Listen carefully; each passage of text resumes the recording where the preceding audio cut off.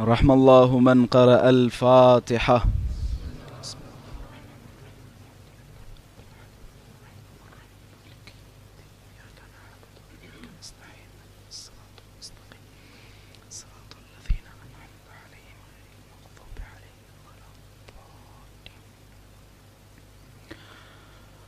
لا حول ولا قوة إلا بالله العلي العظيم. أعوذ بالله من الشيطان اللعين الرجيم. بسم الله الرحمن الرحيم. الحمد لله رب العالمين، والحمد لله الذي نور قلوبنا بمحبة علوية، والحمد لله الذي جعلنا من المتمسكين بولاية المرتضوية، والحمد لله الذي فرض مودته على العربية والعجمية، وعلى مبلغ رسالاته الإلهية سيدنا ومولانا ومولى الثقلين جد الحسن والحسين أبي القاسم مصطفى محمد. اللهم صل على محمد وآل محمد عجل فرجه.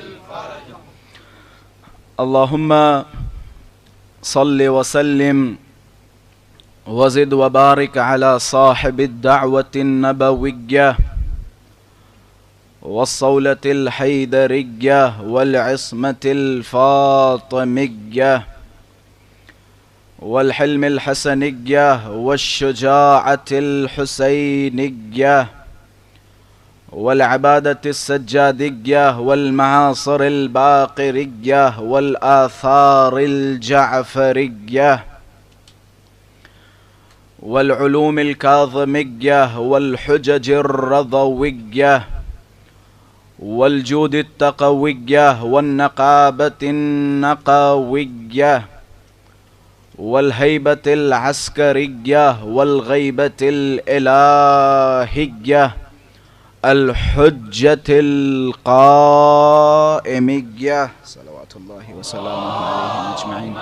صل على محمد وآل محمد وعجل فرجه. السلام عليك يا أبا عبد الله الحسين، وعلى الأرواح التي حلت بفنائك.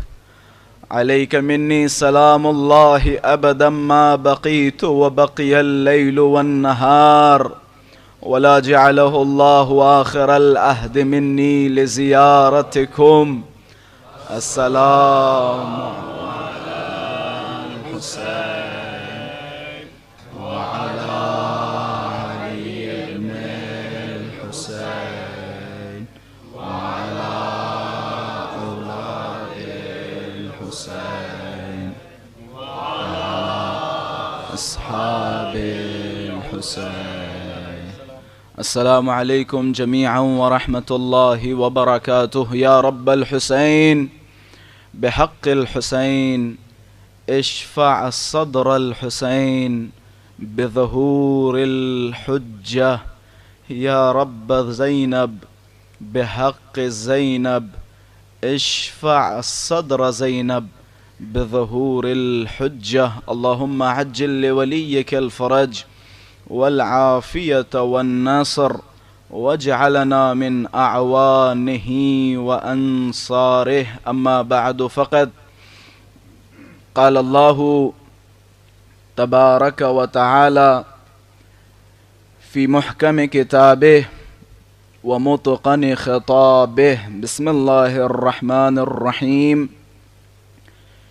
إنما المؤمنون الذين آمنوا بالله ورسوله ثم لم يرتابوا وجاہدوا باموالہم وانفسہم فی سبیل اللہ اولئک هم الصادقون۔ وجود ذی‌الجود نازنین امام زمان عجل اللہ تعالی فرجہ الشریف کے ظہور اور حضرت کی سلامتی اور آپ سب اپنی سلامتی، اہل خانہ کی سلامتی، علماء کرام، مراجعین عظام، شیعیان حیدر صفدر کی سلامتی کے لیے بآواز بلند صلوات ہدیہ فرمائیں۔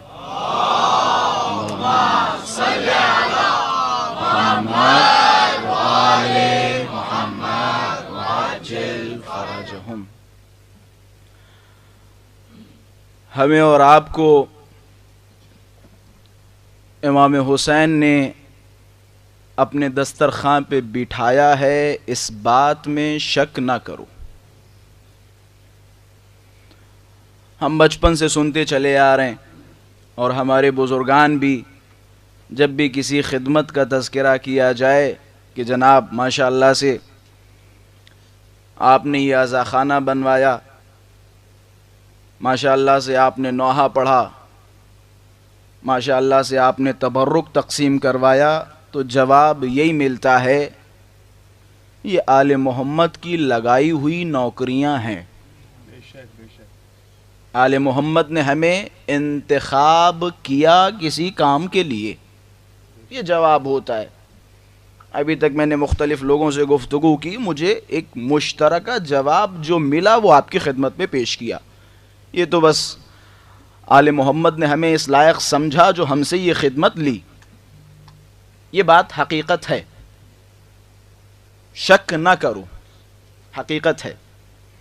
فرش عزا پہ آپ کا آنا اس بات کی دلیل ہے کہ امام حسین نے آپ کو اس لائق سمجھا کہ آپ فرش عزا پہ آئیں، شک نہ کرو۔ اگر آپ کی آنکھوں سے اشک نکل رہے ہیں، اور دوسری طرف جو معصومین نے فرمایا جو بھی ہماری مظلومیت پہ روئے، اپنی آنکھوں سے آنسو نکالے، شک نہ کرے اللہ اس کے تمام گناہوں کو معاف کر دے گا، منتہا شک نہ کرو۔ ابھی ناظم صاحب ایک شعر پڑھ رہے تھے، میں نے دیکھا ایک دو چہرے شاید بعض اوقات ہوتی ہیں کچھ چیزیں نہیں سمجھ میں آتی ہیں، میں نے دیکھا ایک دو لوگوں کا ریئیکشن عجیب تھا، شاید وہ اس وجہ سے نہ ہو، کسی اور وجہ سے ہو،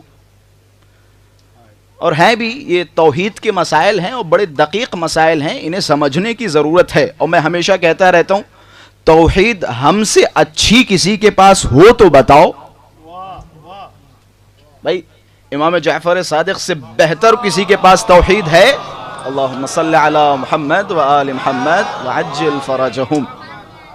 متاسفانہ شیعوں پہ سب سے زیادہ مشرک ہونے کے الزام لگتے ہیں، جبکہ خدا کی قسم اگر اس پوری کائنات میں اسلام کی بہترین صورت کسی نے پیش کی ہے تو اس کا نام ہے تشیع، چاہے سیاسی لیول پہ ہو چاہے مذہبی لیول پہ ہو، بہترین صورت اگر کسی نے پیش کی ہے تو وہ ہیں شیعیان حیدر صفدر۔ اب ایک شعر تھا کہ اس سرزمین پر اللہ ملاقات کے لیے آتا ہے، کسی کو شک ہے؟ ہونا بھی نہیں چاہیے۔ ہمارے پاس کثیر تعداد میں روایات موجود ہیں، اور میں نے کہا تھا عالم دین کا فرض ہے کہ وہ شک و شبہات کو دور کرے، اور ہمارا موضوع بھی یہی ہے، شک کو دور کرنا ہمارا موضوع ہے۔ امام حسین کی بات چھوڑیے، امام حسین کا مرتبہ عجیب و غریب ہے، عجیب و غریب ہے۔ امام حسین کے مرتبے کے لیے صرف ایک جملہ، اللہ نے اپنی مرضی امام حسین کے حوالے کی، امام حسین جسے چاہے جنت، امام حسین جسے چاہے جہنم، یہ ہمارا عقیدہ ہے۔ اللہ نے اپنی مرضی امام حسین کے حوالے کی ہے، حسین جو تم چاہو، جو تم چاہو۔ میں فی الحال یہ جو اللہ کی ملاقات ہے امام حسین سے، یہ تو بہت بڑی بات ہے، بہت بڑی بات ہے. میں اور تھوڑا آپ کو اوپر لے جانے کی کوشش کر رہا ہوں تاکہ معرفتوں میں اضافہ ہو. فرش اعظا کی حقیقت اور فرش اعظا کی عظمت ہمارے دلوں میں نقش ہو. کربلا یہ معلی کی عظمت کہنے کو یہ فرش ہے، لیکن مرتبہ اس کا عرش والا ہے. کہنے کو فرش ہے لیکن مرتبہ عرش والا ہے. یہاں پہ عرش کے لوگ تشریف لاتے ہیں. اب اگر کوئی عرش چھوڑ کے فرش پہ آئے تو ذرا سوچے اس فرش کی عظمت کیا ہوگی، اس فرش کی عظمت کیا ہوگی. کہتے جب بھی کوئی زائر کربلا یہ معلی کا ارادہ کرتا ہے، اس سال انشاءاللہ میں کربلا یہ معلی کی زیارت سے مشرف ہوں گا. محض ایک زائر نے کربلا یہ معلی کی زیارت کا ارادہ کیا، ابھی کربلا گیا نہیں، ٹکٹس لیے نہیں، ویزا لگوایا نہیں، محض ارادہ کیا. احتنکہ الملائکہ. عربی بھی تھوڑی تھوڑی سمجھ میں آتی ہے. کہتے جیسے کسی زائر نے کربلا یہ معلی کی زیارت کا ارادہ کیا، میں سمجھا رہا ہوں اللہ سے ملاقات.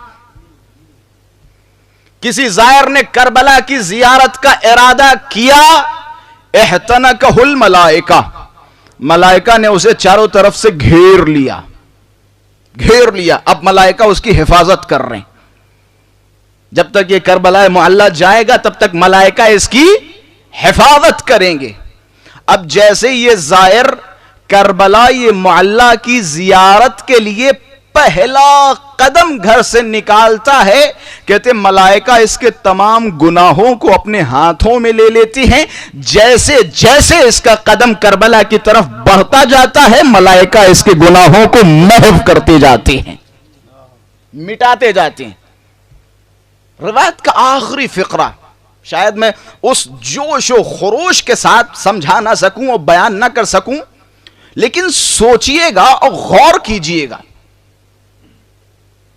نجوہ کسے کہتے ہیں؟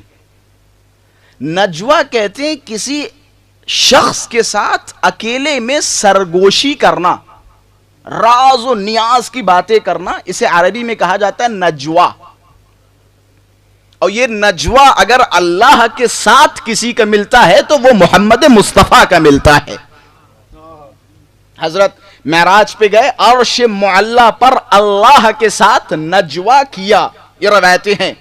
یہ روایت جو میں آپ کے سامنے بیان کر رہا ہوں کامل الزیارات ابن قولویہ، یہ قمی کی کتاب 1100 سمتھنگ سال پرانی، 1000 سال سے زیادہ معتبر کتاب کامل الزیارات. مرحوم آیت اللہ العظمہ خوئی رحمت اللہ علیہ اس کتاب کی سند پہ گفتگو کرتے ہوئے فرماتے ہیں میرے نزدیک معتبر ترین کتابوں میں سے ایک یہ کتاب ہے کامل الزیارات. کہتے جب یہ زائر اپنے گھر سے نکلتا ہے تو ملائکہ اس کے گناہوں کو ہاتھوں میں لے لیتے ہیں. جیسے جیسے یہ کربلا کی طرف بڑھتا ہے ملائکہ اس کے گناہوں کو محو کرتے رہتے ہیں، محو کرتے رہتے ہیں. کہتے ہیں جیسے یہ کربلا یہ معلی پہنچتا ہے اس کی نظر حائر پہ پہنچتی ہے. حائر کہتے ہیں کربلا میں وہ علاقہ کہ جس علاقے میں امام حسین کی زری ہے، جسے ہم کہہ سکتے ہیں گنبد کے نیچے والا حصہ یا اس کا اطراف، اسے کہتے ہیں حائر.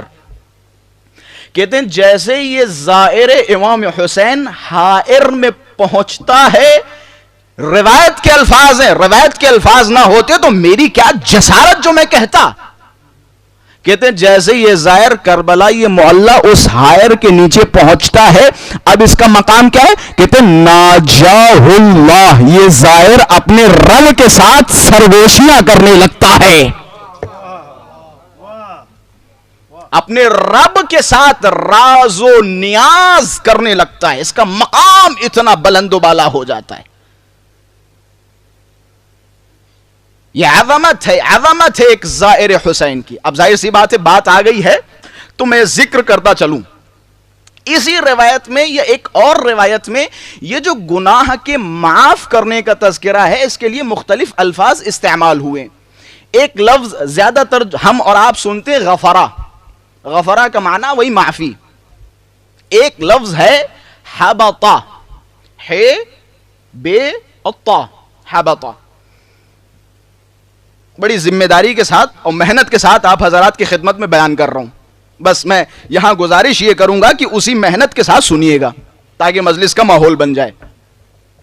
ایک ہے لفظ غفرا اور ایک ہے لفظ حبطا.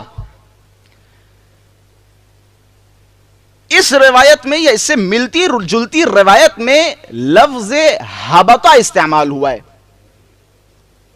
اس کا بھی معنی گناہ کا معاف کرنا، اس کا بھی معنی غفرا کا بھی معنی گناہوں کا معاف یا پاک کرنا ہے.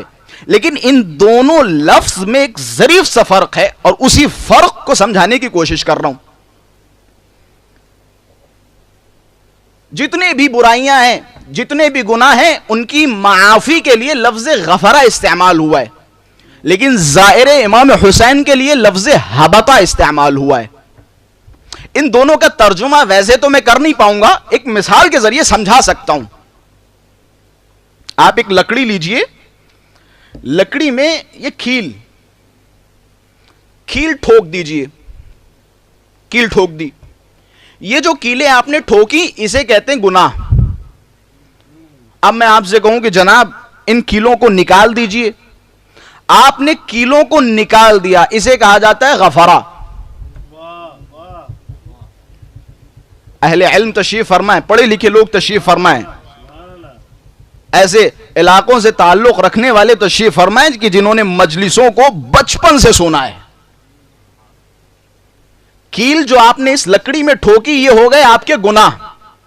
میں نے کہا کیلوں کو نکال دیں، آپ نے اس لکڑی سے کیلوں کو نکال دیا، یہ ہو گئی مغفرت. لفظ غفرا، معاف کر دیا گیا، یعنی تمہارے گناہ ہٹا دیے گئے، دھل دیے گئے تمہارے گناہ.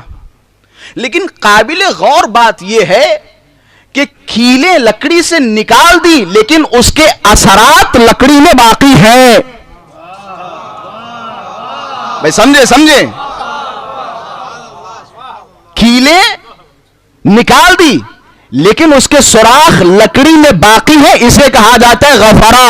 یعنی گناہ معاف ہو گئے لیکن ان گناہوں کے اثرات باقی ہیں. لیکن دوسرا لفظ حبطا، جو بھی امام حسین کی زیارت کے لیے جائے لفظ غفرا نہیں حبطا استعمال ہوا. حبطا کا معنی یہ ہے کہ گویا خدا اس طرح سے تمہیں پاک کرتا ہے کہ جیسے کوئی گناہ کیا ہی نہ ہو.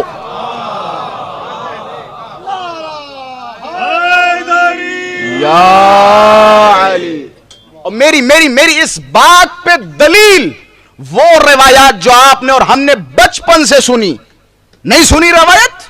حضرت نے فرمایا جو بھی کربلا یہ محلہ کی زیارت کے لیے جاتا ہے اس طرح سے پاک و پاکیزہ ہو جاتا ہے کہ جیسے وہ اپنی ماں کے شکم سے ابھی پیدا ہوا ہو. روایت ہے یا نہیں؟ یہ روایت میری اس بات پہ دلیل ہے. خلاصہ شک نہ کرو جتنا زیادہ امام حسین پہ یقین ہوگا شک نہ کرو سے مطلب یہ نہیں ہے کہ آپ عمل چھوڑ دیں. یہ میں اسی کے ضمن میں بیان کرتا چلوں. شک نہ کرو، تمام فضائل کو قبول کرو. اور فضائل کو قبول کرنے کا مطلب یہ ایک مس گائیڈ کیا جاتا ہے بعض اوقات. فضائل سننے کا مطلب یا ہم ان تمام چیزوں کو ایکسپٹ کریں اس کا مطلب یہ نہیں ہے کہ ہم عمل میں کوئی کمی لے کے آ جائیں. نہیں ہوگا جان، عمل آپ بھرپور کریں. عمل کرنا اس بات کی دلیل ہے کہ آپ آل محمد کے پیروکار ہیں. یہ بعض اوقات ہوتا ہے، مجھے ان لوگوں سے کوفت ہوتی ہے، بہت جلن ہوتی ہے، بہت غصہ آتا ہے ان لوگوں پر جو ماشاءاللہ سے بہترین فضائل سننے والے لوگ ہیں، بہترین مولا کے نام پہ مسکرانے والے لوگ ہیں، ایک گھنٹہ سینوں کو لال کرنے والے لوگ ہیں، تیز اپنے سینوں پہ ماتم کرنے والے لوگ ہیں، لیکن وہ کہیں نہ کہیں عمل میں کمزور ہو جاتے ہیں. میں ہمیشہ کہتا ہوں بھائی تم جو امام حسین سے اتنا زیادہ متمسک ہو تمہیں تو سب سے بڑا عامل ہونا چاہیے تھا. تمہیں سب سے بڑا عامل ہونا چاہیے تھا. مولا نے فرمایا خبردار، اپنے بچوں کو ایسا نہ بناؤ جو یہ عقیدہ رکھیں قدم الایمان و اخر العمل. یہ بعض اوقات ہوتا ہے ہمارے یہاں بھی عوام سے کوئی نہ کوئی کہتا ہوا دکھائی دیتا ہے قدموا الایمان واخروا العمل، ایمان رکھو، عقیدہ رکھو، عمل کی ایسی کی تیسی. یہ روایت ہے. چھٹے امام کے پاس ایک صاحب آئے اسی فرقے کے، قدموا الایمان واخروا العمل، عقیدہ رکھو. عقیدہ، بے شک عقیدہ اہم ہے. یہ میرے جملے. اگر کوئی انسان پوری زندگی نمازوں پہ نمازیں پڑھے، عمر نوح اسے عطا ہو جائے، نمازیں پڑھتا رہے، سجدے لگاتا رہے، روزوں پہ روزے رکھے، کوہ ابو قبیس کتنا بڑا پہاڑ سونے کا اسے خدا دے اور سارا کا سارا مال راہ خدا میں صدقہ کر دے، لیکن اس کا عقیدہ کمزور ہے تو خدا منہ کے بل جہنم میں پھینکے گا. یہ بندے کا عقیدہ ہے اور ہر شیعہ کا عقیدہ ہے. لیکن اس کا مطلب ہرگز یہ نہیں ہے کہ کوئی کہے کہ قدموا الایمان واخروا العمل، ایمان رکھو، عقیدہ رکھو، عمل کو چھوڑ دو، عمل دیکھا جائے گا. نہیں، مولا نے منع فرمایا ہے. محکم اور مضبوط شیعہ وہ ہے جو عمل میں محکم و مضبوط ہو، عقیدے کے ساتھ عمل میں محکم و مضبوط ہو. خلاصہ شک نہ کرو. آل محمد کے اگر فضائل بیان کیے گئے تو اس میں شک نہ کرو. آپ یہاں بیٹھ کے ایک سانس لے رہے ہیں اسی فرش اعضاء پہ بیٹھ کے، خدا کی قسم مجھے اس بندے حقیر کو یقین ہے خدا آپ کی اس سانس کے بدلے آپ کے نام اعمال میں نیکی لکھ رہا ہے. یہ میرا یقین ہے. یہاں پہ جو آپ چھوٹی چھوٹی سی خدمتیں انجام دے رہے ہیں، ظاہر سی بات ہے ایک ادارہ بہت ساری چیزوں سے چلتا ہے. مینز پاور کی بھی ضرورت ہے، لوگوں کی بھی ضرورت ہے، فنڈز کی بھی ضرورت ہے، اور ماشاءاللہ سے اور بھی بہت ساری ضروریات ہیں جو کسی ایک شخص سے نہیں ہو پاتی. ہم سب کا فرض ہے کہ ہم جو تعاون کر سکتے ہوں وہ کریں. اگر کسی کی اوقات، کسی کی حیثیت اتنی ہے کہ وہ اس زینے پہ رکھے ہوئے جوتوں کو سیدھا کر سکتا ہے تو وہ جوتوں کو سیدھا کرے. میں جملہ کہوں، جملہ سنیں گے اہل علی پور؟ جملہ سنیے. میرا بندہ یہ حقیر کا یہ عقیدہ ہے. اس وقت اس مجلس کا سب سے اہم رکن کون ہے؟ زیغم غروی، انڈیا سے آیا ہوا خطیب زیغم غروی. اسے سننے کے لیے ماشاءاللہ سے آپ کی یہ بڑی تعداد یہاں بیٹھی ہوئی ہے. سب سے اہم رکن یہ بندہ یہ حقیر ہے. لیکن میرا یہ عقیدہ ہے، میرا یہ ماننا ہے ممکن ہے روز محشر جب ثواب کی کیٹیگری اسی مجمع کی لگائی جائے تو سب سے بلند و بالا مرتبہ اس کا ہو کہ جس نے عزادار سید الشہداء کے جوتے صاف کیے ہو، اس کا مرتبہ ہو. تو خلاصہ جو خدمتیں آپ کو ملے بلا جھجک، آپ کو کہنا نہ پڑے کہ جناب یہ بینر ایسے کیجئے، یہ فرش ایسے کیجئے. خود آپ کام کیجئے، خود آپ دیکھیے جہاں کمی محسوس ہو رہی ہے اسے پوری کیجئے. بعض اوقات ہوتا ہے قبلہ ہم پیسے دے سکتے ہیں لیکن یہ چھوٹے چھوٹے کام نہیں کر سکتے. ہم پیسے دے سکتے ہیں، چھوٹے چھوٹے کام نہیں کر سکتے. یہی تو آپ کی غلط فہمی ہے. یہ دنیاوی لوگ ہیں جنہیں پیسوں سے خریدا جاتا ہے. یہ آل محمد ہے، انہیں نوکری کر کے خریدا جاتا ہے. یہ دنیاوی لوگ ہیں، یہ دنیا کے لوگ ہیں. جناب زینب اولیاء مقام بازار کوفہ یا بازار شام میں تشریف فرمائے. ابن سعد یا ابن سعید رسول اللہ کے بہت بڑے صحابی جناب زینب اولیاء مقام کے پاس آئے. کہ شہزادی کسی چیز کی نیڈ ہو، ضرورت ہو تو بتائیے، ہم آپ کی خدمت میں حاضر ہیں، ہم عطا کریں گے، ہم پوری کریں گے. ایک مرتبہ کا، دوبارہ کا، تیبارہ جب انہوں نے جملہ کا سن لے اور سمجھ لے. یہ جو ہم بعض اوقات اپنے آپ کو ہر چیز کا مالک سمجھتے ہیں، جناب زینب کبریٰ نے ایک جملے میں اوقات بتا دی. اب جیسے ابن سعد نے یہ جملہ کہا کسی چیز کی ضرورت ہو تو بتائیے، ہم آپ کو دیں گے. جناب زینب اولیاء مقام نے خیز بھری آنکھوں میں دیکھا کہ خبردار ہم محتاج نہیں ہیں. بے شک اسیر ہے لیکن محتاج نہیں ہے. ہم پہ احسان کرنے کی کوشش نہ کرو، اپنی بلندی کے لیے ہماری خدمت کرنا چاہتے ہو تو کرو، اپنی بلندی کے لیے. بلندی کے لیے امام حسین نے روز عاشورہ حل من ناصر ینصرنا کی آواز بلند کی. اس کا مطلب ہرگز یہ مت سوچیے گا کہ امام حسین آپ کے محتاج ہیں. ہرگز امام حسین محتاج نہیں ہے. میں اس چیز کو سمجھاؤں, حسین نے حل من ناصر ینصرنا کی آواز بلند کی, حور نے لبیک کہا, حور امام حسین کے پاس پہنچے. اب ذرا یہ بتائیے, حور امام حسین کے محتاج تھے یا حسین حور کے محتاج تھے؟ کس کو ضرورت تھی؟ اما حور کو جنت کی ضرورت ہے تو حسین کے پاس آنا پڑے گا, حور کو آنا پڑے گا. یہ چھوٹی چھوٹی خدمتیں اگر آپ انجام دے رہے ہیں تو خدا کی قسم امام حسین کی نظر میں کس کا کیا مقام, کس کا کیا مرتبہ ہو جائے کسی کو کوئی علم نہیں. چھوٹی چھوٹی خدمتوں میں بعض اوقات ہم سوچتے ہیں ہماری تو توہین ہو رہی, کھانا بنانے میں ہماری توہین ہو رہی ہے, کھانا لوگوں کے سامنے رکھنے میں یا ان کی جھوٹی پلیٹیں اٹھانے میں ہماری توہین ہو رہی ہے. یہ غلط فہمی ہے. روایت سناؤ, بہار الانوار کی روایت, امام سجاد علیہ السلام کے حوالے سے کیا خوبصورت جملات ہیں.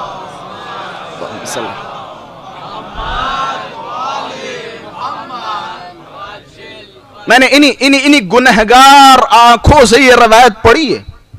کہتی سیدانیہ بعد قتل حسین, سیدانیہ امام حسین پہ مجلس بپا کرتی تھی, روتی تھی, نوحہ خوانی کرتی تھی, ماتم کرتی تھی. اس لفظ کو کیسے واضح کروں کہ سیدانیہ حسین ابن علی کو پوسا دیتی تھی. وَكَانَ السَّجَّادُ يُطْبَخُ لَهُنَّ الطَّعَامُ. اللہ اکبر. کہتے ہیں یہ سیدانیہ حسین پہ گریہ فرماتی تھی اور میرا مولا سجاد ان سیدانیوں کے لیے کھانا بنایا کرتا تھا. میرا مولا سجاد ان سیدانیوں کے لیے کھانا بنایا کرتا تھا. اب ذرا سوچے آپ کا مرتبہ کیا ہوگا جو عزاداروں کے لیے کھانا بنا رہا ہے, اس کا مرتبہ کیا ہوگا جو عزاداروں کے لیے دروازے پہ کھڑا ایک ایک عزادار کا استقبال کر رہا ہے, اس کا مرتبہ کیا ہوگا جو ان زینوں پہ رکھی ہوئی چپلوں کو سیدھا کر رہا ہے, اس کا مرتبہ کیا ہوگا. خلاصہ شک نہ کرو ایک ایک مسئلہ جو امام حسین سے مرتبط ہے اس میں اللہ جدا ڈیل کرے گا. میں نے مقدمے میں بیان کیا تھا پہلی مجلس میں, اللہ جدا ڈیل کرے گا. کسی کو کچھ نہیں معلوم حسین کی نظر میں کس کا مرتبہ کتنا بلند و بالا ہے. ممکن ہے ہم جسے جہنمی سمجھے حسین کی نظر میں وہ جنتی ہو, اور جسے ہم جنتی سمجھے حسین کی نظر میں وہ جہنمی ہو.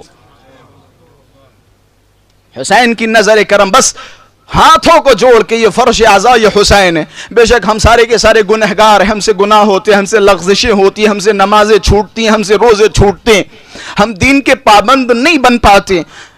امام حسین کے سامنے دونوں ہاتھوں کو جوڑ کے کہے مولا آپ جس طریقے سے آپ نے ایک لمحے میں حور کو جہنمی سے جنتی بنا دیا, مولا ہمارا گناہ حور سے بڑا تو نہیں ہے. ذمہ داری کے ساتھ کہہ رہا ہوں, ہمارا گناہ حور سے بڑا تو نہیں ہے. اچھا کسی کا گناہ حور سے بڑا ہے؟ کوئی ہے جو کہے کہ میرا گناہ حور سے بڑا ہے؟ دنیا کا سب سے بڑا گناہ کیا ہے؟ زنا کرنا بڑا گناہ ہے یا امامت کے مقابلے میں کھڑا ہو جانا بڑا گناہ ہے؟ جھوٹ بولنا بڑا گناہ ہے یا امام وقت کے گھوڑے کی لجام پکڑ کے روکنا بڑا گناہ ہے؟ اپنے آپ کو مایوس نہ کرو حسین کی فرش اعضاء پہ, مایوس نہ سمجھو اپنے آپ کو, اللہ کی رحمت سے مایوس نہ ہو. کس کا گناہ بڑا ہے؟ کس کا گناہ بڑا ہے؟ اس کا گناہ بڑا ہے جس نے حسین کے گھوڑے کی لجام کو روکا. اس کا گناہ بڑا ہے کہ جس نے حسین پہ پانی بند کیا.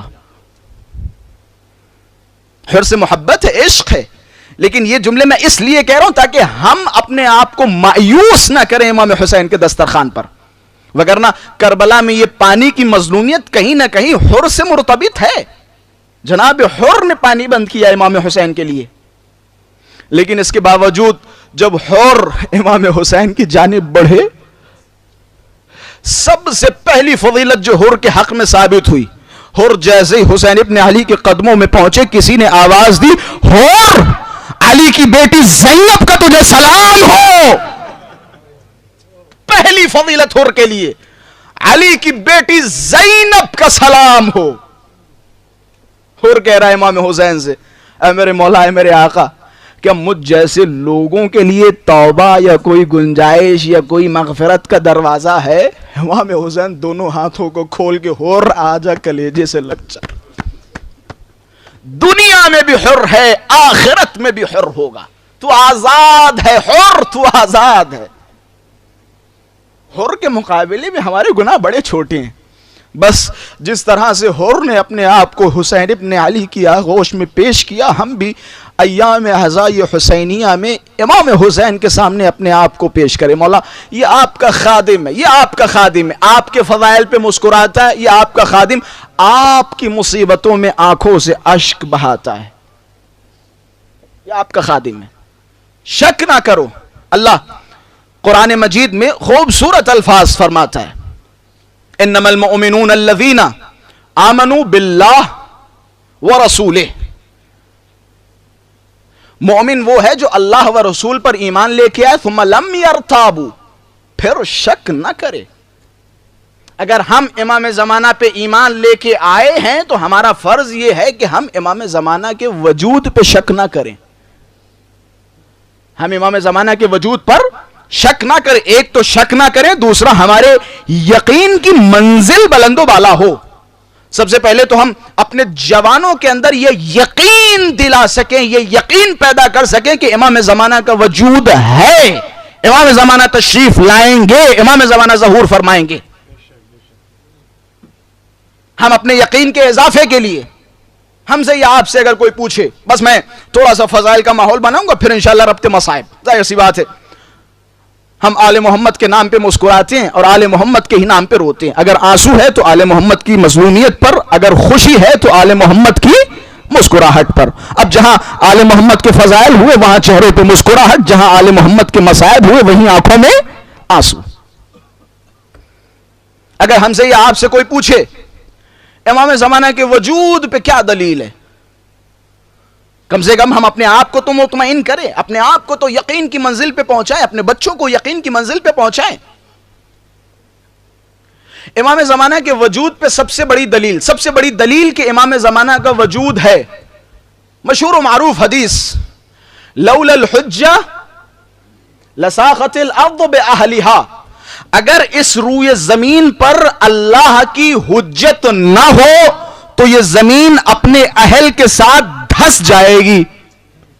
میں جملے دے رہا ہوں, اگر اس زمین پر اللہ کی حجت نہ ہو تو یہ زمین تمام چیزوں سمیت دھس جائے گی. بھئی یہ روایت سننے کے بعد یہ تو اندازہ ہوتا ہے کہ کوئی تو ہے کہ جس کی وجہ سے زمین رکی ہوئی ہے. بھئی ہم نے کہا تھا نا امام زمانہ کے وجود پہ سب سے بڑی دلیل ہماری اور آپ کی سانسوں کا چلنا اس بات کی دلیل ہے کہ امام زمانہ کا وجود ہے. ہماری سانسوں کا چلنا اس بات کی دلیل ہے کہ امام زمانہ کا وجود ہے. امام زمانہ کے وجود پہ شک نہ کرو.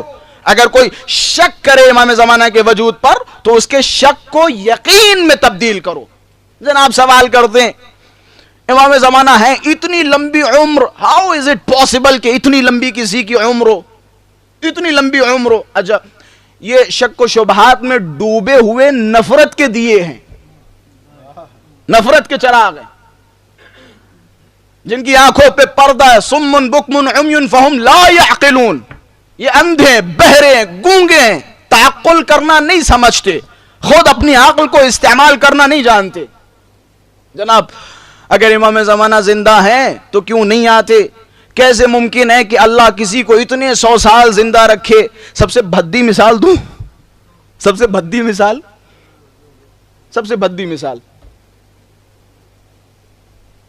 شیطان زندہ یا مر گیا؟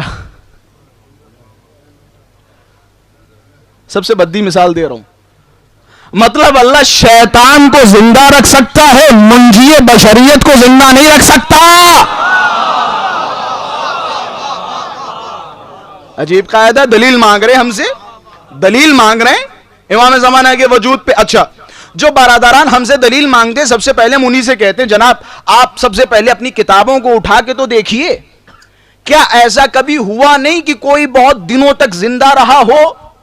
کتنے بادشاہوں کی عمریں آپ نے اپنی کتابوں میں 700 سال 800 سال 900 سال کی بیان کی ہے؟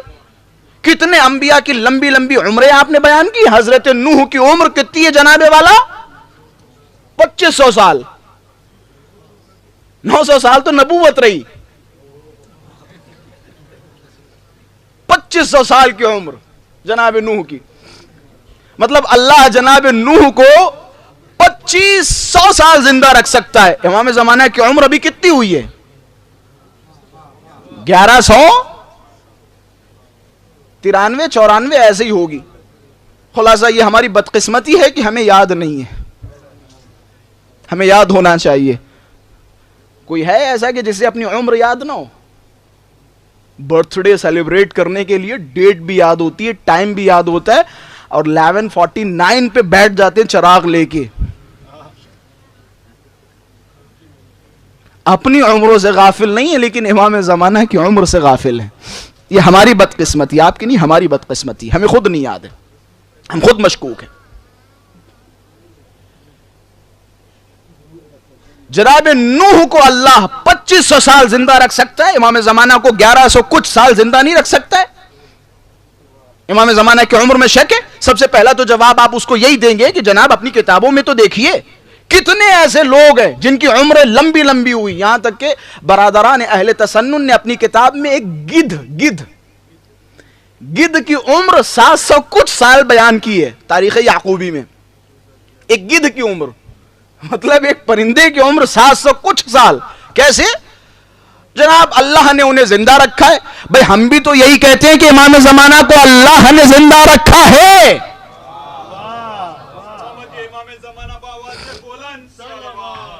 اللہم صلی علی محمد وآل محمد۔ ہم کیا کچھ اور کہہ رہے ہیں؟ ہم بھی تو یہی کہہ رہے ہیں۔ اچھا، ایک نجفی اشرف کے بہت بڑے عالم دین، ٹھیک ہے، ہمیں یقین ہونا چاہیے، ہمارے پاس دلیلیں ہونا چاہیے امام زمانہ کی عمر کو ثابت کرنے کے لیے۔ اچھا، بعض اوقات ہوتا ہے ہمارے یہاں کچھ ایسے بھی لوگ ہیں جنہیں قرآنی بخار ہے۔ کیا ہے؟ قرآنی بخار۔ انہیں جو کچھ چاہیے قرآن سے چاہیے، قرآن کے علاوہ کسی چیز سے نہیں چاہیے، ان کا پورا دین قرآن سے ہونا چاہیے۔ اچھا، افسوس کی بات یہ ہے کہ جو قرآن کے دعوے کرتے ہیں وہ 2 رکعت نماز فجر قرآن سے ثابت نہیں کر سکتے۔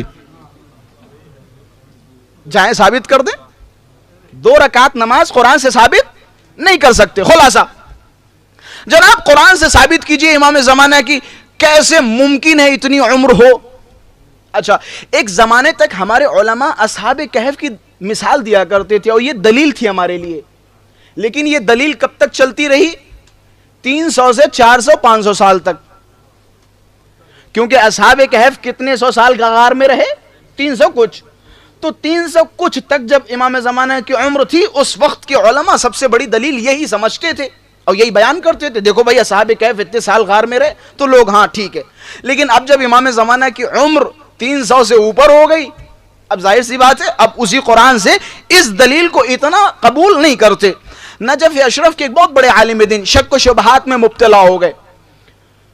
اب ظاہر سی بات ہے جہاں سے ہمیں روٹیاں ملتی، رزق صرف روٹیوں کو نہیں کہا جاتا ہے، رزق علم کو بھی کہا جاتا ہے۔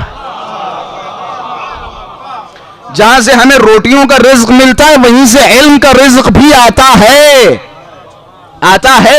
منتہا اس دہلیز پہ جھاڑو لگانا سیکھیں، اس دہلیز کو بوس کرنا سیکھیں، چومنا سیکھیں، اس دہلیز سے متمسک ہونا سیکھیں۔ نجف اشرف کے بہت بڑے عالم دین امام زمانہ سے متوسل ہوئے، مسجد سہلا گئے، خوب گریہ وزاری کی۔ امام زمانہ مجھے دلیل دیجئے آپ اپنی عمر پر، آپ اپنے وجود پر قرآن سے دلیل دیجئے۔ خوب گریہ کیا، گریہ کرتے کرتے مسجد سہلا میں سو گئے۔ اچانک انہوں نے خواب دیکھا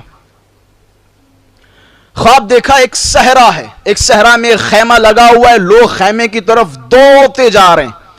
اب جیسے یہ عالم دین خیمے کے پاس پہنچے، خیمے کا پردہ اٹھایا، سلام کیا، جواب سلام آیا. اب ظاہر سی بات ہے امام دلوں کا حال جانتے ہیں. بس جیسے انہوں نے دیکھا، امام زمانہ نے ان کی طرف دیکھا اور مسکراتے ہوئے سورہ صافات کی آیتوں کی تلاوت شروع کی. فَالْتَقَمَهُ الْحُوتُ وَهُوَ مُلِيمٌ فَلَوْلَا أَنَّهُ كَانَ مِنَ الْمُسَبِّحِينَ لَلَبِثَ فِي بَطْنِهِ إِلَى يَوْمِ يُبْعَثُونَ. امام زمانہ نے قرآن کی یہ آیتیں جیسے ہی سنائی، بس ان کی سمجھ میں آیا بھئی ترجمہ کیا ہے ان آیتوں کا. امام زمانہ بتا رہے ہیں جناب یونس کے قصے کو کہ اللہ قرآن میں فرماتا ہے جناب یونس کو مچھلی اپنے پیٹ میں نگل گئی. اگر جناب یونس اللہ کی تسبیح کرنے والوں میں سے نہ ہوتے، اگر اللہ چاہتا تو جناب یونس کو مچھلی کے پیٹ میں قیامت تک باقی رکھتا. بھائی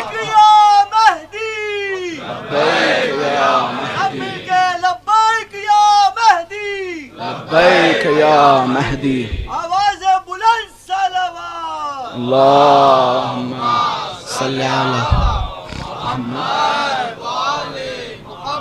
للبث فی بطنہ الی یوم یبعثون.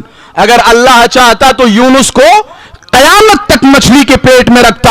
اب میں ہاتھوں کو جوڑوں گا، ذرا بتائیے وہ اللہ جو قیامت تک یونس کو مچھلی کے پیٹ میں رکھ سکتا ہے، کیا وہ مہدی فاطمہ کو زندہ نہیں رکھ سکتا؟ ایک صلوات پڑھے محمد و آل محمد کی ذات پر.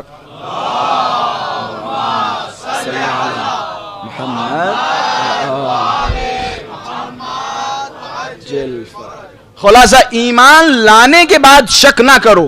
اچھا اسی قصے سے ایک بات اور بھی ثابت ہوئی کہ اہل بیت اطہار لوگوں کے شکوک دور کرتے ہیں، لوگوں کے شکوک دور کرتے ہیں. اور یہ بہت مشہور جملہ ہے، کہا جاتا ہے ائمہ علیہم الصلاۃ والسلام اور انبیاء کا فرض ہے کہ وہ عوام کے شک و شبہات دور کریں، ان کے شبہات رفع دفع کریں. ان کے ذہن میں اگر سوالات ہیں تو ان کے سوالات دور کریں. یہ اہل بیت اطہار کا فرض ہے.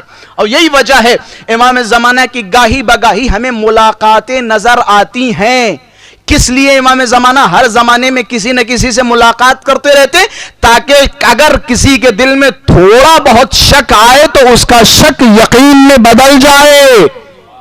یہی وجہ ہے جو امام زمانہ ہر دور میں کسی نہ کسی سے ملاقات فرماتے رہتے ہیں، صرف اس لیے تاکہ لوگوں کے ذہنوں میں شک و شبہات نہ پیدا ہوں. جناب جابر کتنے بڑے صحابی، کتنے بڑے صحابی. جناب جابر کے نام کے لیے بس اتنا ہی کافی کہ ہماری مجلسوں کی شروعات جابر کے نام سے ہوتی ہے. ان جابر ابن عبداللہ الانصاری، یہ جابر کا مرتبہ ہے. ایک دن رسول اللہ کے پاس جناب جابر دوڑتے ہوئے آئے. میں نے کیا کہا؟ شک و شبہات دور کرنا معجزات کے ذریعے سے، دلیلوں کے ذریعے سے اہل بیت علیہم الصلاۃ والسلام کا فرض ہے. جناب جابر دوڑتے ہوئے رسول گرامی کی بارگاہ میں آئے. عرض کیا یا رسول اللہ، میرا بیٹا بیمار ہے، مریض ہے، پریشان ہے. میرے بیٹے کو ایک ایسی بیماری ہوئی ہے کہ جس کا کوئی علاج نہیں ہے، کسی کے پاس کوئی علاج نہیں. یا رسول اللہ میرے بیٹے کے حق میں دعا فرمائیے. یا رسول اللہ میرے بیٹے کے حق میں دعا فرمائیے. اب بھائی کائنات کا سب سے بڑا شخص اللہ کے بعد جس کا مرتبہ سب سے بلند و بالا ہے، جیسے اس نے جناب جابر بن عبداللہ انصاری کے جملے سنے، جناب جابر سے فرمایا اے جابر میں دعا نہیں کروں گا. جناب جابر پریشان ہو گئے، یا رسول اللہ ہم آپ کے پاس دعا کے لیے آئے اور آپ دعا نہیں فرما رہے. کہ میں دعا نہیں کروں گا بلکہ اس طرف جو بیٹھا ہے اس کے پاس جاؤ کہ دعا کرواؤ. جابر کہتے جب میں نے پلٹ کے دیکھا وہاں کوئی اور نہیں، علی ابن ابی طالب بیٹھے تھے، علی ابن ابی طالب بیٹھے تھے. اچھا اب ظاہر سی بات ہے کائنات کا سب سے بڑا مقام کس کے پاس ہے؟ اللہ کے بعد رسول گرامی کے پاس ہے. میں نے کیا کہا تھا؟ امام کا کام ہے لوگوں کے شک و شبہات دور کرنا. اب جب جناب جابر نے یہ دیکھا کہ رسول اللہ فرما رہے ہیں علی کے پاس جاؤ، علی سے دعا کرواؤ، جناب جابر رسول گرامی کے پاس سے اٹھے اور علی کی طرف قدم بڑھانے لگے. قدم بڑھاتے بڑھاتے جناب جابر کا یہ جملہ ہے، اگر جملہ نہ ہوتا تو میں نہیں پڑھتا. جناب جابر فرماتے فَتَدْخَلَنِي فِي الرَّيْبِ، یہ روایت ہے فَتَدْخَلَنِي فِي قَلْبِ الرَّيْبِ، کہتے میرے دل میں تھوڑا سا شک پیدا ہو گیا. بے اللہ کیا فرماتا ہے؟ ثُمَّ لَمْ يَرْتَابُوا، شک نہ کرو. جناب جابر سے رسول گرامی نے فرمایا جا کے علی کے پاس دعا کرواؤ. جناب جابر اٹھے، ہلکا سا شک پیدا ہوا.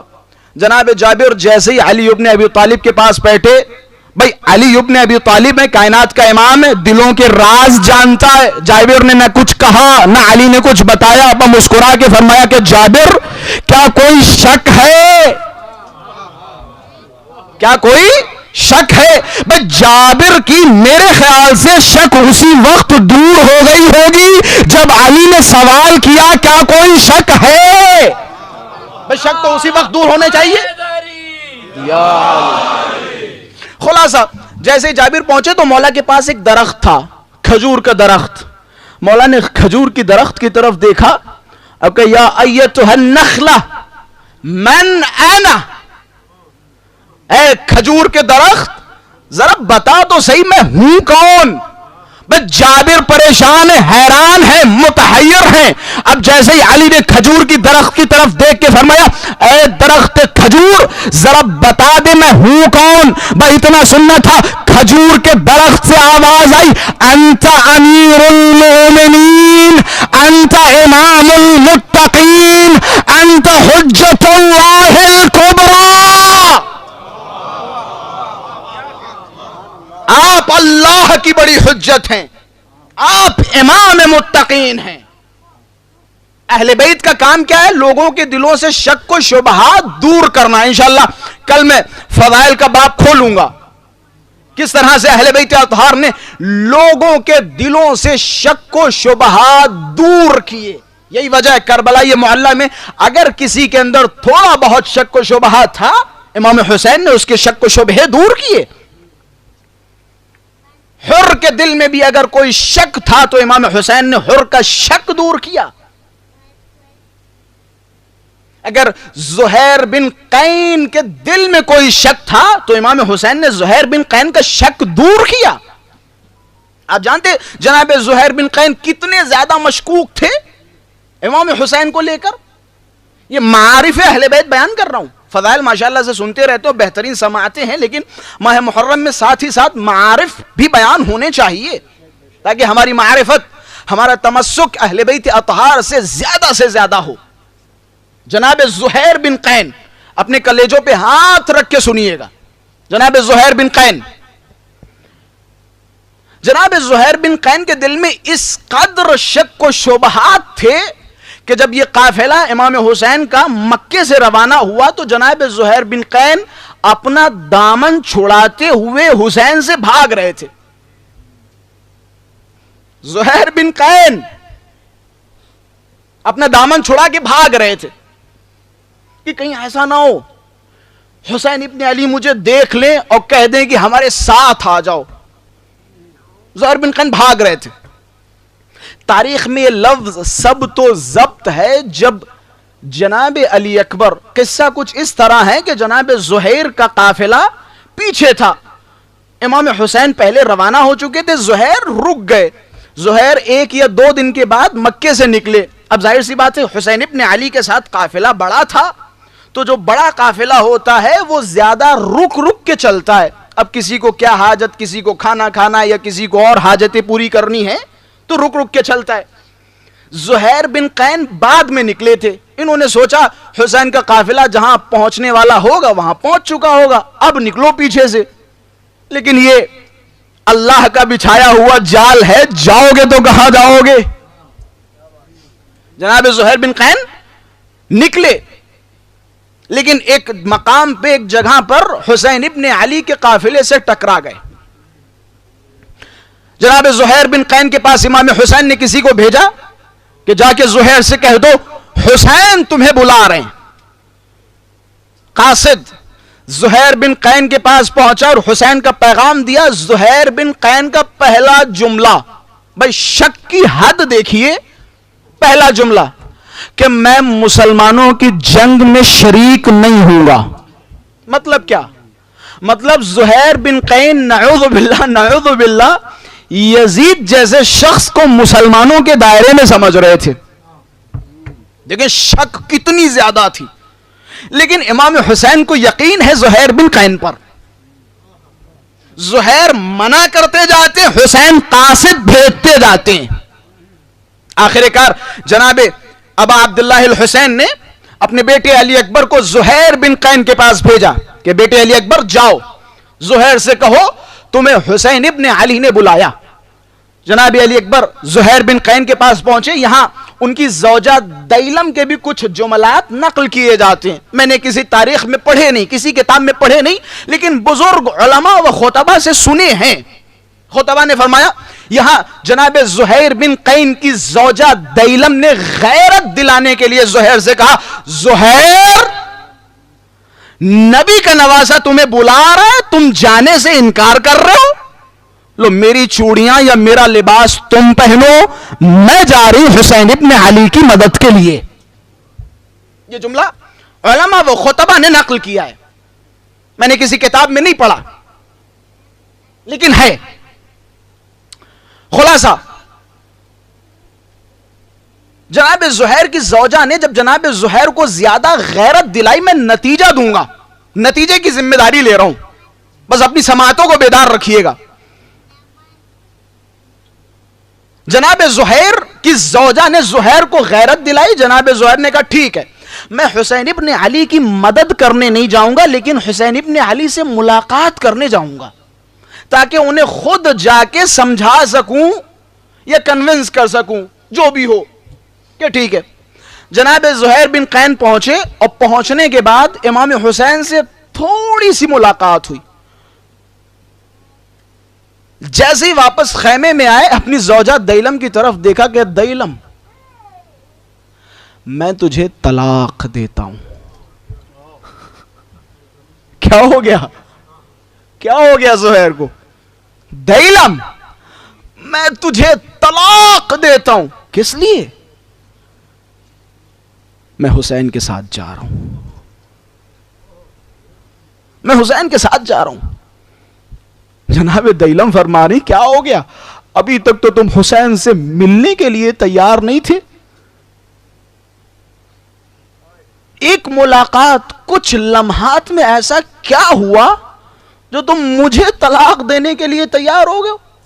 اپنی مال و دولت شہرت سب کچھ میرے حوالے کر کے جا رہے ہو. یہیں پہ روکیے گا اس معاملے کو، یہیں پہ روکیے گا. یاد رکھیے گا کربلا کے بارے میں ہم اور آپ سنتے ہیں، خدا نہ کرے میں کھڑا ہوں، میرے یہاں پہ گولی لگے، یہاں پہ گولی لگے، ظاہر سی بات ہے جب ہاتھ میں گولی لگے گی تو میں اپنے آپ کو ہٹانے کی کوشش کروں گا، کیونکہ ایک چیز میں جب گولی لگتی ہے، تیر لگتا ہے تو درد بہت ہوتا ہے، تو اس درد میں مصروف ہو جاؤں گا. لیکن یہ کربلا کی کہانی اور کربلا کا قصہ عجیب و غریب ہے. میں نے مقتل کی کتابوں میں دیکھا حسین ابن علی جب نماز کے لیے کھڑے تو کچھ صحابہ کرام جو حسین ابن علی کے سامنے سپر بن کے کھڑے، ہوتا کیا ہے جب تیر ایک لگ چکا ہو بدن میں تو اپنے آپ کو بندہ ہٹاتا ہے کہ دوسرا تیر کہیں آ کے نہ لگے. لیکن یہ کربلا والوں کی عجیب جرأت تھی، عجیب شجاعت تھی. مقتل کے جملے کہتے ہیں یہ لوگ بڑھ بڑھ کے اپنے کلیجوں پہ تیر لے رہے تھے. میں اسی راز کو سمجھانے کی کوشش کر رہا ہوں. راز کیا ہے؟ راز کیا ہے کہ یہ بڑھ بڑھ کے اپنے کلیجوں پہ تیر لے رہے ہیں؟ اگر اس طرف تیر آ رہا ہے تو بڑھ کے اس طرف تیر آ رہا ہے تو بڑھ کے اس طرف تیر لے رہے ہیں. حسین کی طرف کوئی تیر جانے نہیں دے رہے. کیا راز ہے؟ کیا حکمت ہے؟ بھائی اس کو یاد کر لیجئے گا. پہلا پوائنٹ وہاں پہ، دوسرا پوائنٹ یہاں پہ لگا دیجئے. یاد کیجئے دونوں چیزیں. زہیر بن قین جب تک امام حسین سے نہیں ملے تو حالت کچھ اور، مل گئے تو حالت کچھ اور. دوسرا سوال، تیر کھا رہے ہیں، تلوار کھا رہے ہیں، نیزے کھا رہے ہیں، لیکن انہیں درد نہیں ہو رہا ہے. راز کیا ہے اور علت کیا ہے؟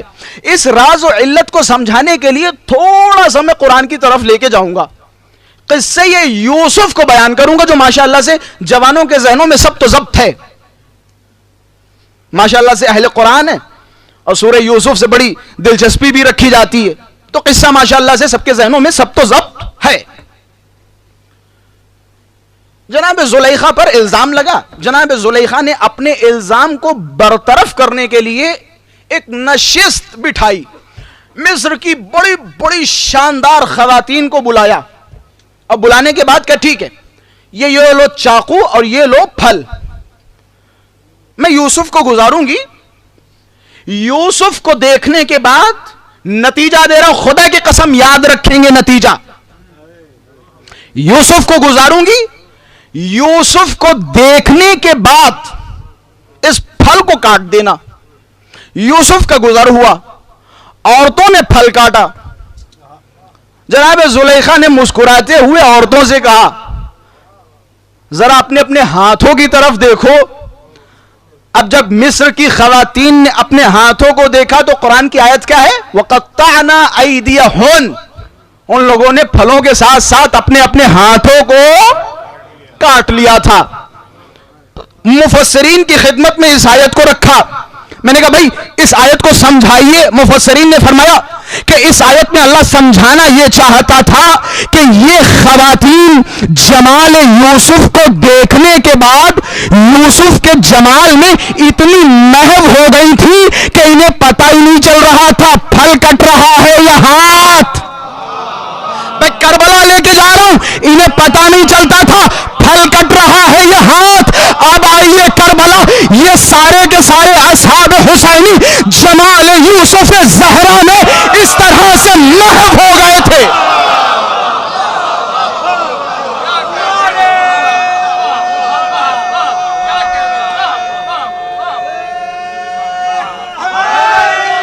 یا علی زندہ باد، زندہ باد، مردہ باد، یا علی۔ جمال یوسف زہرا میں اس طرح سے محو ہو گئے تھے۔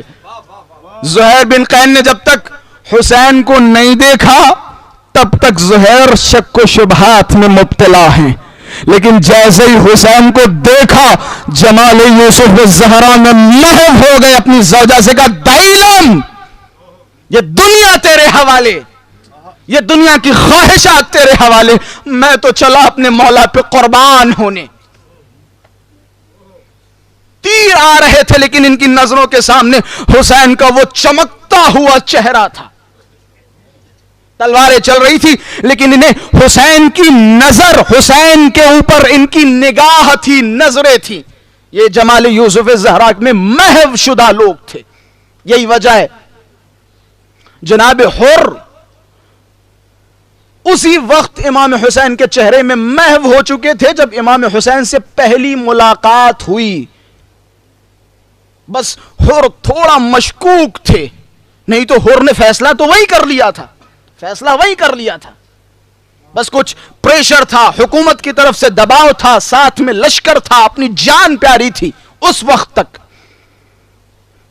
حر نے پتہ ہے کہاں سے فیصلہ کیا؟ جب یہ قافلہ وارد ہوا،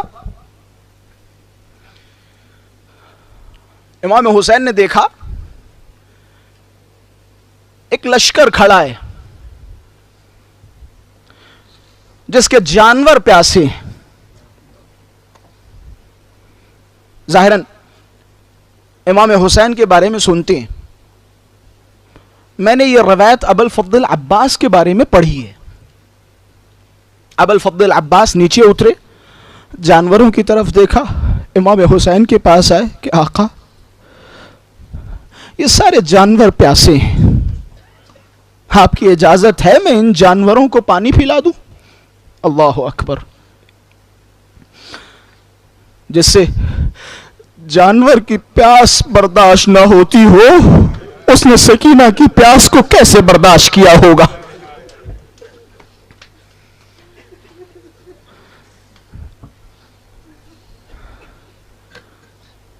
یہ وہ مقام تھا جہاں حر نے حسین ابن علی کے گھوڑے کی لجام پکڑی اور حسین کا رخ موڑنے کی کوشش کی۔ روایت کے الفاظ ہیں امام حسین نے حر کی طرف دیکھا کہ حر تیری ماں تیرے غم میں بیٹھے، تیری ماں تیری عزا میں بیٹھے۔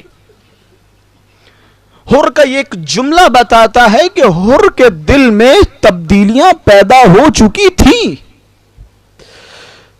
حر نے کہا یا ابا عبداللہ الحسین، اگر عرب کا بڑا سا بڑا قبیلہ مجھے یہ کہتا تو میں اسے جواب دیتا، لیکن آپ کو جواب کیسے دوں؟ آپ کی ماں سیدہ کونین ہے، آپ کو جواب کیسے دوں؟ آپ کی ماں فاطمہ ہے، آپ کو جواب کیسے دوں؟ یہ وہ وقت تھا جہاں سے حر کا دل حسین کے لیے نرم ہونے لگا تھا، حر حسین کے چہرے میں محو ہو گئے تھے۔ بس عزاداروں، 2 محرم الحرام ہے، آہستہ آہستہ ہم اس اوج مصیبت سے قریب ہوتے چلے جا رہے ہیں جس کا انتظار پورا سال ہم کیا کرتے ہیں۔ امام حسین کا قافلہ آ گیا اس سرزمین پر، کچھ دنوں کے بعد جس سرزمین پر انہیں بھوکا و پیاسا مار دیا جائے گا۔ روایتوں کے جملے ہیں کہ جب امام حسین کا گھوڑا اس سرزمین پہ پہنچا، امام حسین کا گھوڑا رک گیا، امام نے ایڑ لگائی، گھوڑا آگے نہیں بڑھا۔ عاشور کا وہ منظر یاد ہے، ذوالجناح زخمی ہے پھر بھی حسین ابن علی کو چھوڑ نہیں رہا، رک نہیں رہا، لیکن یہ ورود کے وقت گھوڑا خود رک گیا۔ ابو الفضل عباس کو بلایا کہ عباس، نہ جانے گھوڑا آگے کیوں نہیں بڑھ رہا، کہ دوسرا گھوڑا لے کے آؤ۔ دوسرا گھوڑا لایا گیا، حسین ابن علی گھوڑے پہ سوار ہوئے، آگے نہ بڑھا۔ کہتے 7 گھوڑے امام حسین نے بدلے، گھوڑا آگے نہیں بڑھا۔ حسین ابن علی گھوڑے سے زمین پہ آئے کہ کیا اطراف میں کوئی قبیلہ ہے، کیا لوگ رہتے ہیں؟ کہ جی مولا، کہ انہیں لے کے آؤ۔ لوگوں کو لایا گیا، قبیلہ بنی اسد۔ مولا نے پوچھا ذرا بتاؤ اس سرزمین کا نام کیا ہے؟ کسی نے کہا مولا اس سرزمین کو شط الفرات کہا جاتا ہے۔ کہ اور بھی کوئی نام ہے؟ کسی نے کہا مولا اس سرزمین کو غازریہ کہا جاتا ہے۔